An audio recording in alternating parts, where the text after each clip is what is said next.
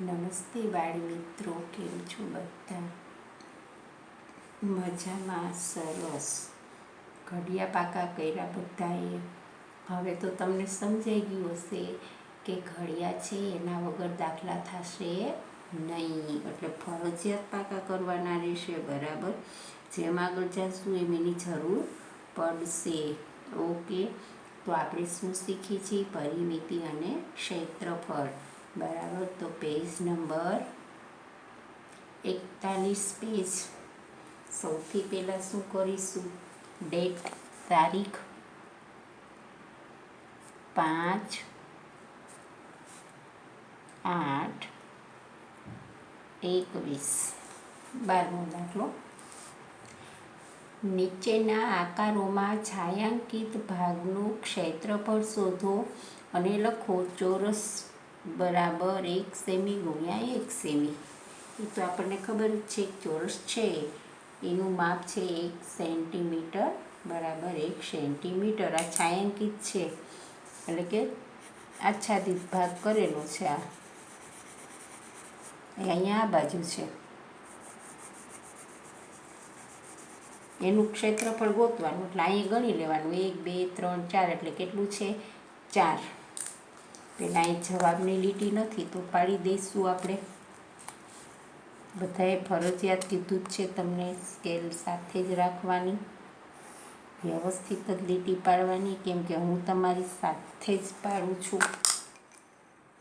તો 1 2 3 4, 2 અહીંયા છે અને 2 અહીંયા છે એટલે કેટલું થયું? 2 ગુણ્યા 2 એટલે 4 ચોરસ સેમી.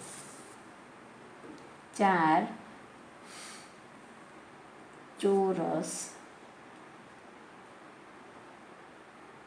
સેમી. હવે બાજુમાં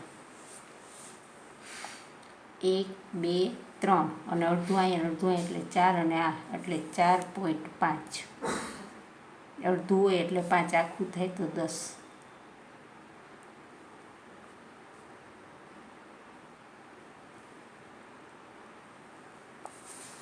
હવે 13મો દાખલો.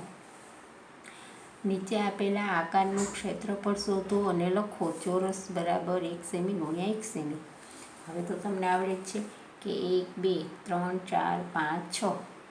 તો આનું કેટલું છે? 6 સેમી. 6 ચોરસ સેમી. બધે લીટી પાડી દઈશું.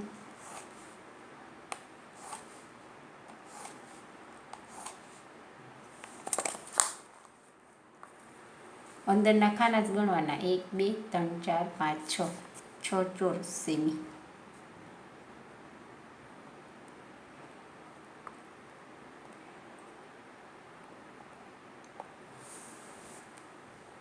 બ 1 2 3 4 5 6.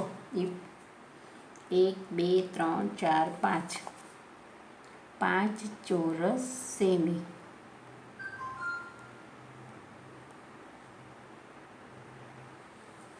હવે કહો 1 2 3 4. 4 ચોરસ સેમી.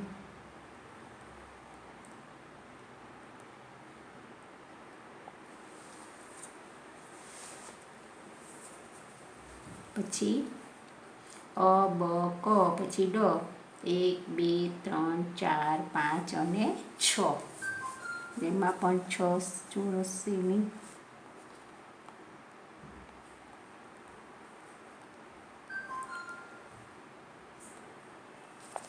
પછીનું ઈ.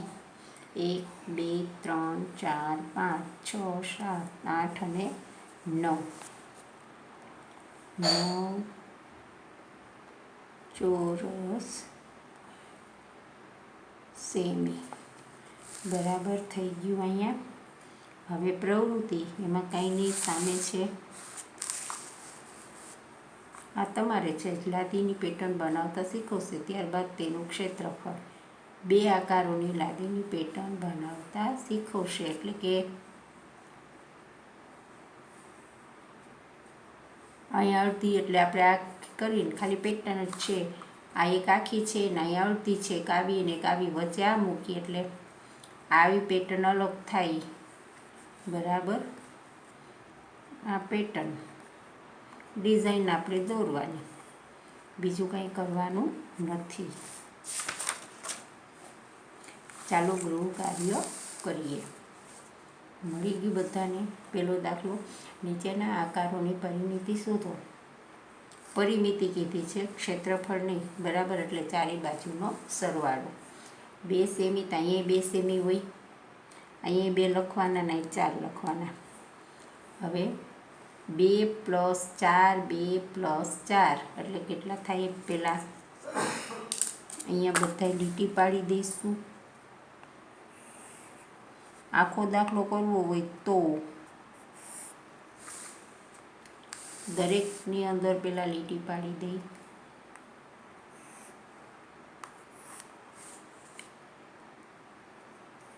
છેલ્લે સુધી, બરાબર. માપ સામે હોય, લંબચોરસનું બંને બાજુનું માપ સરખું હોય, બરાબર. તો કે અહીંયા 2 છે પ્લસ આ 4 પ્લસ આ 2 પ્લસ 4, 2 4 6 8, 8 ને 4 12, બરાબર. કેટલું થાય? 12 સેમી. ત્યાર પછી અહીંયા છે આ 8 છે, આ 1 એટલે 9, 9માં 3 નાખું કેટલા થાય? 12, 12માં 3 નાખી તો 15, બરાબર. હવે અહીં 3 છે એટલે 15માં 3 ઉમેરું તો 16 17 18, 18માં અહીં 3 19 20 21, અહીંયા 1 એટલે 22, બરાબર. અને અહીંયા 2 છે એટલે કેટલું થાય? 24 સેમી. ત્યાર પછી નંબર ક, અહીંયા 2 છે તો અહીંયા 2, અહીંયા 3 છે એટલે અહીંયા 3. હવે ગણવાના 2 2 2 4, 4 ને 3 7, 7 ને 3 10, 10 ને 4 કેટલા થાય? 14, એટલે અહીં 14 સેમી.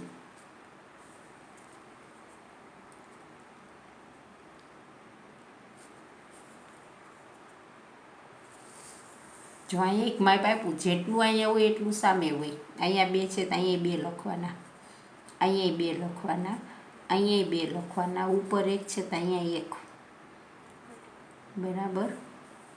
આડા 2 છે, અહીંયા 2 કરવાના, અહીંયા 2 કરવાના. હવે પહેલાં 2 ગણી લો, કેટલા 2 છે? તો કે આ 1, આ 2, આ 3, આ 4 એટલે 8, 8 અહીંયા થયું તો 8 અહીંયા, 8 ને 8 કેટલું થાય? 16, 16 ને 2 18, 18 ને 2 20, 21 અને 22 કેટલું થાય? 22 સેન્ટીમીટર.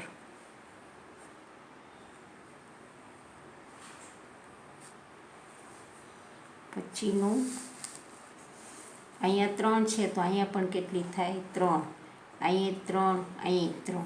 હા, ગણવાના 3, 3 ને 3 6, 6 ને 3 9, 9 ને 3 12, એટલે 12 સેમી.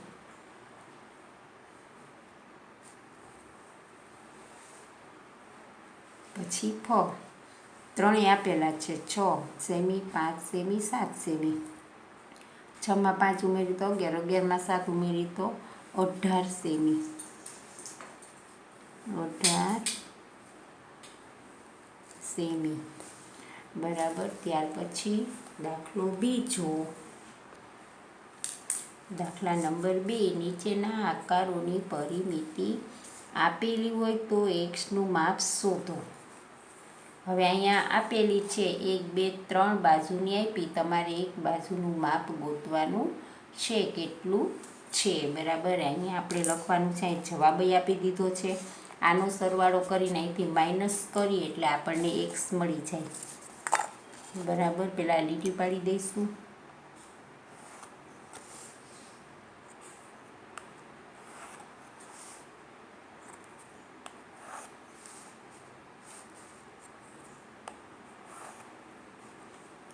જો બરાબર ધ્યાન આપશો. આ 2માં 3 ઉમેરી તો કેટલા થાય? 5, અને 5માં 3 ઉમેરી તો અહીંયા 7. આનું કેટલું? આ 1 2 3નું 7 છે, આનું તમારે મેળવવાનું છે કેટલું છે. તો આ 7 છે, હવે અહીં પરિમિતિ બરાબર 14 સેમી આપી છે. આપણને કેટલી આપી છે? 14 સેમી આપી છે અને આપણી પાસે 7 છે, તો 14માંથી 7 માઇનસ કરી તો અહીંયા કેટલા આવે? 7માં 14 કરવાના, 8, 9, 10, 9 થાય એમ, બરાબર. 2, 5, 5 ને 4, 9. હવે 9માં આપણે કેટલા ઉમેર્યું? 10, 11, 12, 13, 14, 5, બરાબર. એટલે અથવા 14માંથી 9 કરીએ માઇનસ તો પણ કેટલા મળશે? 5. પણ 14માં આપણે 9માં કેટલા ઉમેરવાના? 5. 10, 11, 12, 13, 14 સુધી જવાનું એટલે +5. એટલે આનું કેટલું થશે? 5. એટલે અહીં લખવાનું 5 સેમી. x બરાબર 5 સેમી. હવે બીજું, જો અહીંયા 1 સેમી, 6 સેમી, અહીંયા 2 સેમી, અહીંયા 2 સેમી, અહીંયા 4 સેમી. સરવાળો કરવાનો.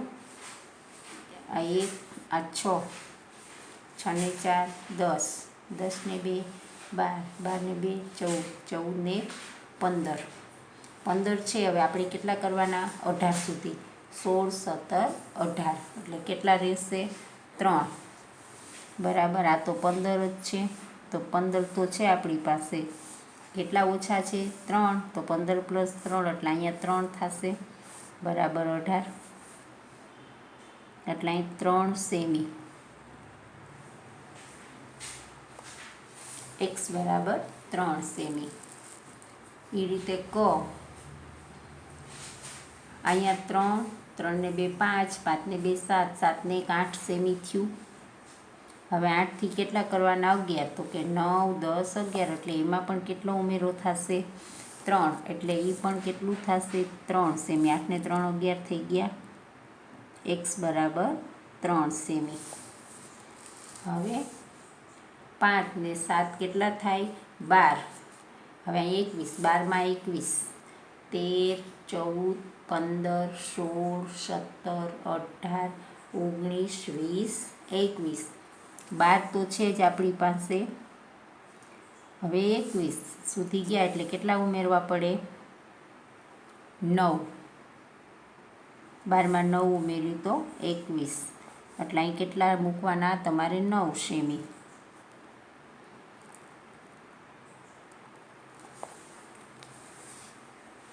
ત્યાર પછી પાછા ચોરસ તમારે અંદર ગણવાના છે, બરાબર. જવાબ સામે છે. નીચે આપેલા ચિત્રોના આધારે પ્રશ્નના જવાબ આપો. ચોરસ બરાબર 1 સેમી ગુણ્યા 1 સેમી. પાનનો આકાર છે, અહીં પાન છે, અહીં 1 છે, બધાય પાનના આકાર છે. હવે સામે એના પ્રશ્નના જવાબ છે. હવે અહીં સામે આવો, બધાને સામે પાન દેખાય જ છે. સૌથી પહેલાં શું કરીશું? લીટી, કેમ કે તમારે જવાબ વ્યવસ્થિત લખવાનો છે. અહીંયા અડધી લીટી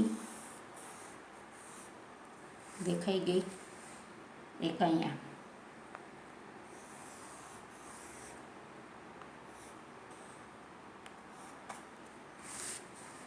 આટલી વ્યવસ્થિત જ પાડવાની છે બધાએ.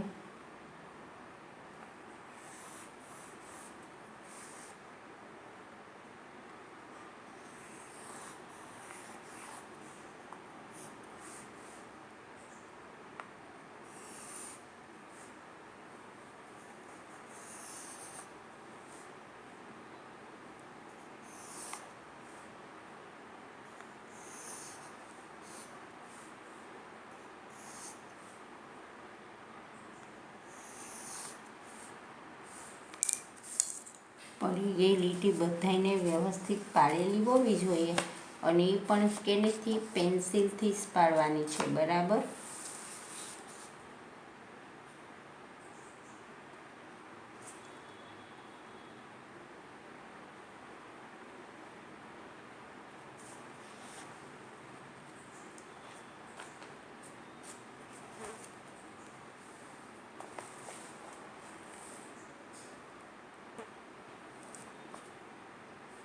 લીટી પડી ગઈ બધાને.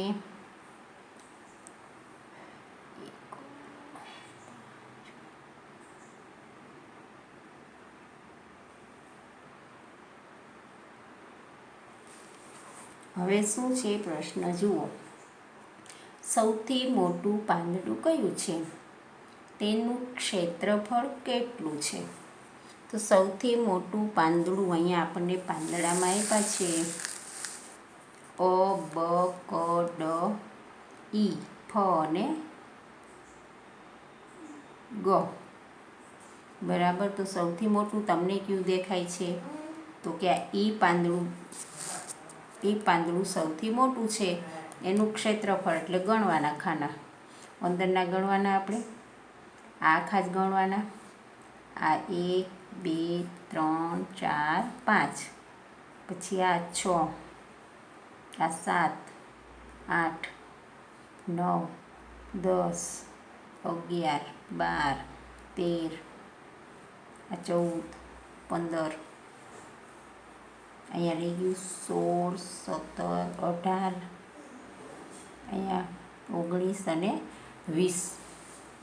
તો 20 છે એ પાંદડું. સૌથી મોટું પાંદડું લખો અહીંયા.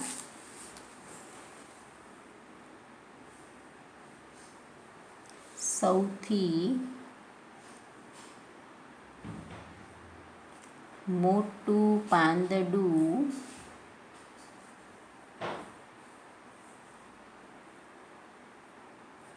કયું છે? ઈ છે.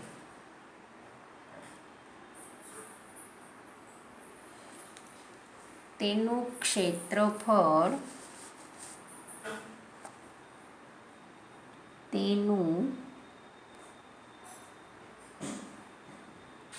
ક્ષેત્રફળ 20 ચોરસ સેમી છે. બીજું, સૌથી નાનું પાંદડું કયું છે? તેનું ક્ષેત્રફળ કેટલું છે? સૌથી નાનું તમને દેખાય છે. કયું છે? ક. અને એક જ ચોરસમાં છે. બરાબર. એટલે અહીંથી લખવાનું સૌથી નાનું પાંદડું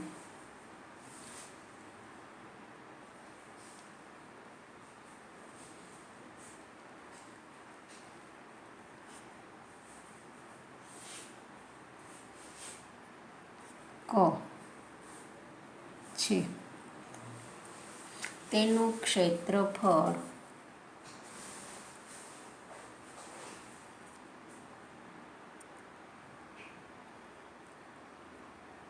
1 ચોરસ સેમી છે. હવે ત્રીજું, પાંદડા અનું ક્ષેત્રફળ કેટલું થાય? હવે અનુગત ગણી લઈએ આપણે. 1 2 3 4 5 6, 1 2 3 4 અડધા 5. પાંદડા અનું ક્ષેત્રફળ 5 ચોરસ છે. પાંદડા અનું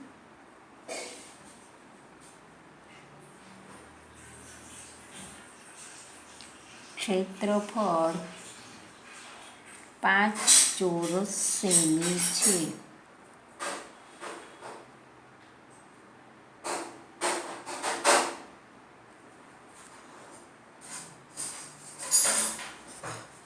પછી નંબર 4, પાંદડા ફનું ક્ષેત્રફળ કેટલું થાય? ફનું ગણીએ આપણે. ઉપરથી 1 2 3 4 5 6 7 8 9 અને 10. પાંદડા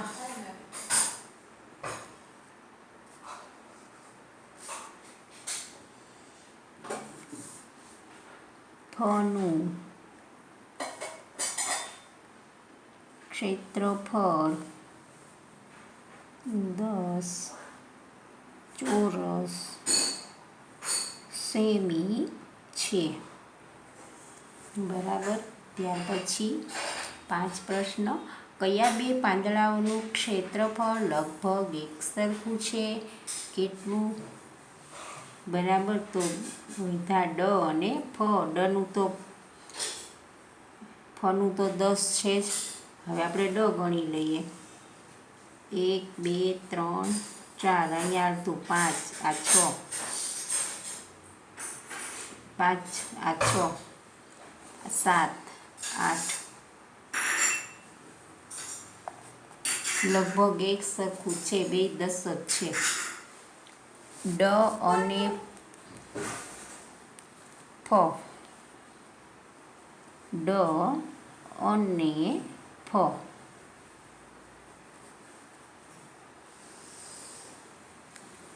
પાંદડા ઓનું, પાંદડા ઓનું ક્ષેત્રફળ લગભગ એક સરખું છે.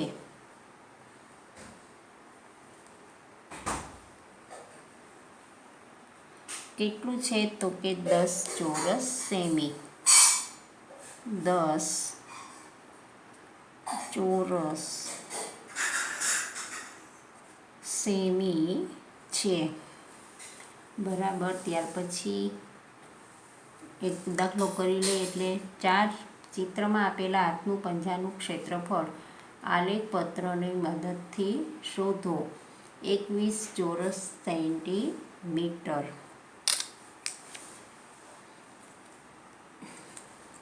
અડધા ખાનાનો એક આખો ગણીને ગણવાનું છે તમારે. બરાબર. તો 21 ચોરસ થાય છે 1 2 3 4 5 6 7 8 9 10 11 12 13 14 15 16 17 18 19 20 અને 21. 21 ચોરસ સેમી. બરાબર. થઈ ગયું. આજે આટલું જ. આવતીકાલે છે એ પેજ તમે જોઈ લેજો. બરાબર. ઓકે.